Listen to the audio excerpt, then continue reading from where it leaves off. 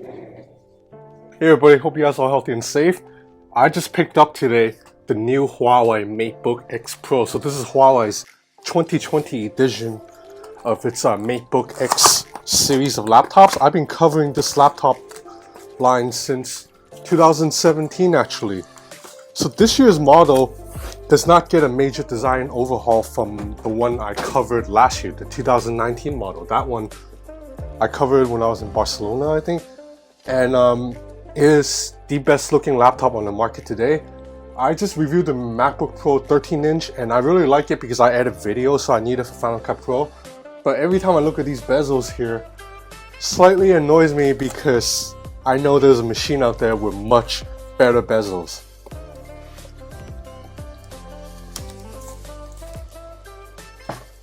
Unfortunately, Windows just cannot compare to a Mac when it comes to creative work, like video editing and illustrations and stuff like that. So ultimately, I probably still have to use the MacBook for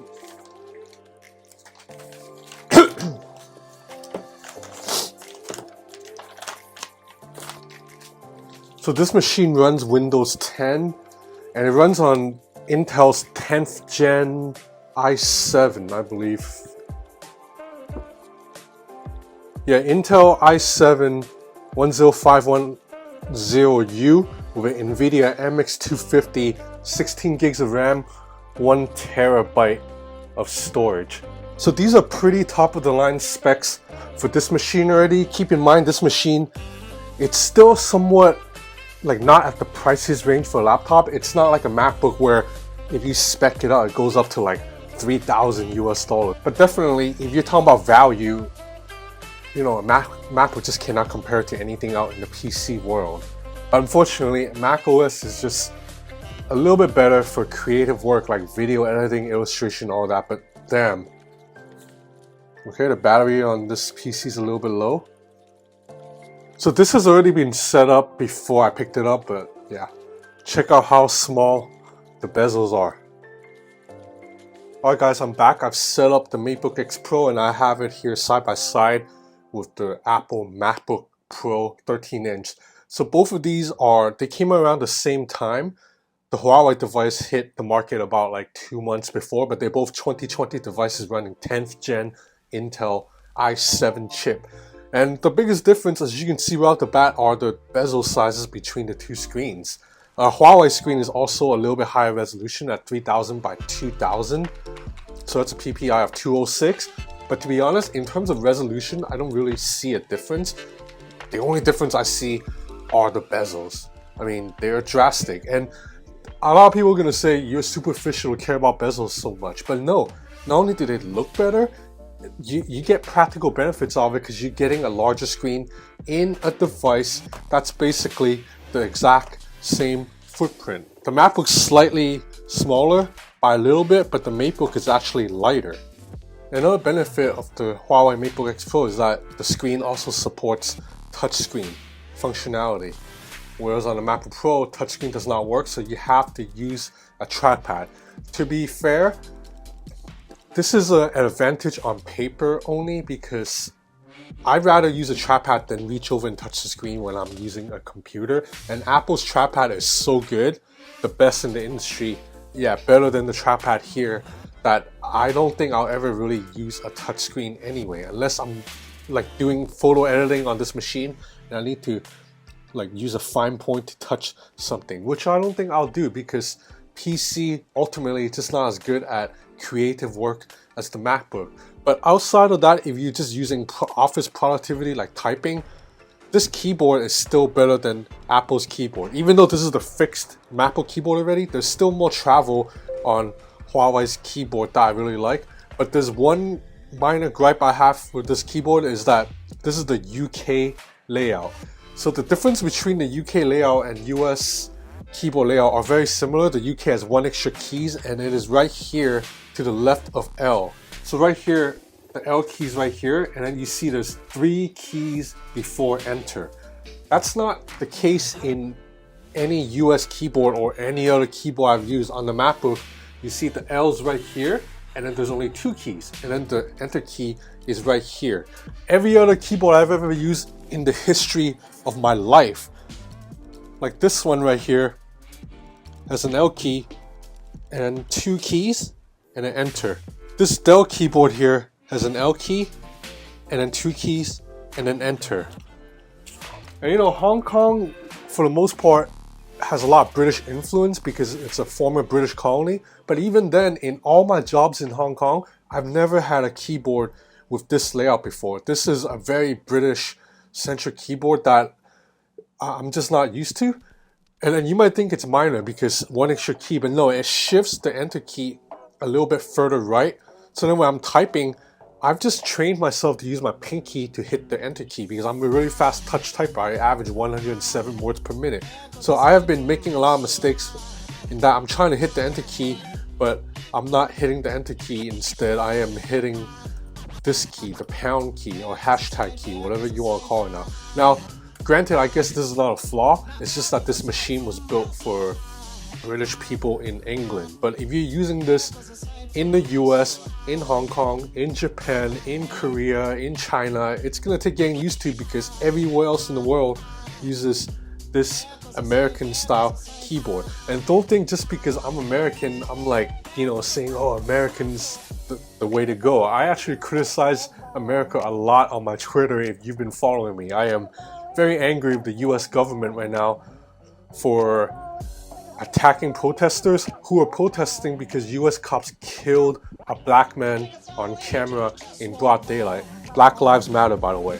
So anyway, I'll just have to get used to it. I just have to move my pinky a little bit further right than usual to hit the enter key. It's not that big a deal, I guess. I'll get used to it in a week. So, back to the bezels. So the fact that the MateBook X Pro has smaller bezels means there's no room for selfie camera, which by now you probably already know. The MateBook X Pro selfie camera is actually right here, hidden inside the keyboard. Now this sounds really cool in theory, but not really, because when you're using this the webcam, you're getting a weird angle in which is pointing up your nostrils. On the MacBook Pro, the webcam is more pointed at eye levels. Okay, so this is a sample video taken with the webcam, and the audio you're hearing right now is just from the mic in the MateBook X Pro. So you see how this position is not the greatest angle, the most flattering angle, but you know, I don't really care that much. So another key benefit of the MateBook X Pro is that it has USB-C ports, which you can charge the machine or transfer power or output to external display, and a headphone jack, but it also keeps the traditional USB-A port right here. This is something that you don't get from MacBooks anymore, and unfortunately it's a hassle because a lot of accessories like mouses and USB sticks are still using USB-A. So with a MacBook Pro, anytime you have a USB-A device, you have to buy a dongle or you have to use a dongle. If you're a Huawei smartphone user, there's one more benefit to using a MateBook X Pro is that you can transfer files immediately via NFC by just tapping your phone onto the laptop. It is really fast. It is basically like what Huawei is trying to do is build its own ecosystem that is very connected, just like what Apple's doing with macOS and iOS. And if any company has the resources to do that, it would be Huawei, because they are the biggest tech company in China. They're worth like hundreds of billions of dollars, and they have almost as much money as Apple, so they can do it. So anyway, let me show you how it works. So I have a photo right now up on my Huawei P40 Pro.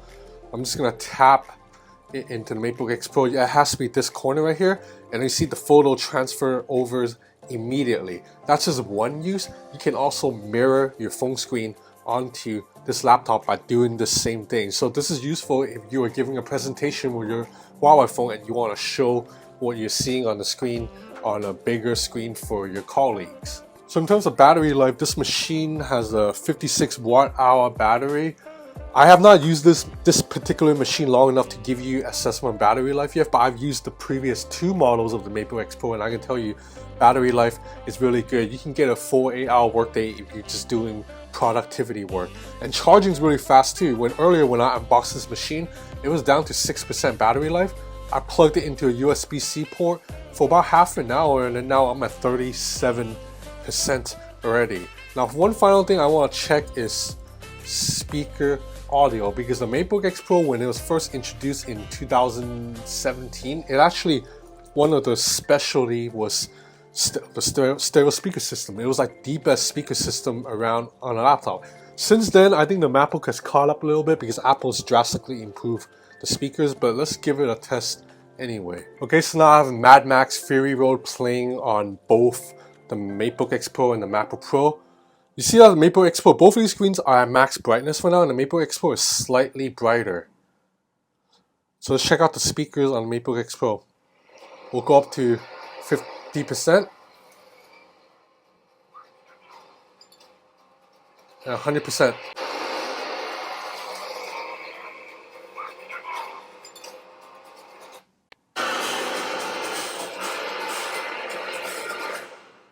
Yeah, I think the MacBook Pro speaker definitely gets a little bit louder. So this was an area where Huawei was king, and then I think Apple has slightly climbed ahead now. But this is still a really good stereo speaker system setup. And obviously this screen is better for watching videos. And keep in mind, this is cheaper too. This model here starts at, I believe, 1,700 euros. So that's close to 2,000 US. With this model here, it's 2,400 US dollars. And they have the exact same configuration all around. Anyway, I'm gonna move over to the MateBook X Pro as my work machine for the next week or so. I used to edit videos on a PC via Power Director, and I just had a really poor experience. I might try Adobe Premiere to see if I can get it to work, but I think ultimately when it comes to video editing, I'm just too tied to using Final Cut Pro. But I do prefer this machine when I'm typing, when I'm watching content, and I guess generally just carrying around, because I'm actually not an Apple guy, even though here I praise the Mac OS a lot.